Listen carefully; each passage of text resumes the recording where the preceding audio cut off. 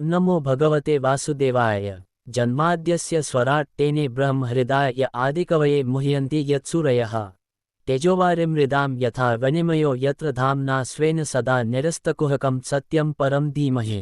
ఓ ప్రభు, ఓ వాసుదేవ పుత్రుడైన శ్రీకృష్ణ, ఓ సర్వవ్యాపి అయిన ప్రభు, నీకు నా గౌరవప్రదమైన ప్రణామాలు. నేను శ్రీకృష్ణుడిని ధ్యానిస్తాను, ఎందుకంటే ఆయనే సర్వోన్నత సత్యం మరియు ప్రత్యక్షమైన విశ్వాల సృష్టి, నిర్వహణ మరియు నాశనం యొక్క అన్ని కారణాలకు మూల కారణం. అతను ప్రత్యక్షంగా మరియు పరోక్షంగా మొత్తం విశ్వం గురించి తెలుసు మరియు అత్యంత స్వతంత్రుడు, ఎందుకంటే అతనిని మించిన కారణం లేదు. అసలు బ్రహ్మాజీ హృదయంలోకి మొదటగా వేద జ్ఞానాన్ని అందించింది ఆయనే.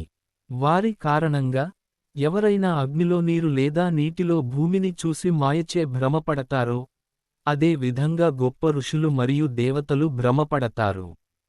అతని కారణంగా ప్రకృతి యొక్క మూడు రీతుల ప్రతిచర్య కారణంగా తాత్కాలికంగా కనిపించే ఈ భౌతిక విశ్వాలన్నీ వాస్తవమైనవి అయితే అవి అసత్యమైనవి.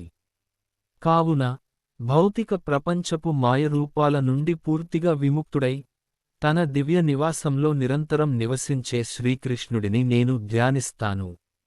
నేను ఆయనను ధ్యానిస్తాను, ఎందుకంటే ఆయనే పరమ సత్యం.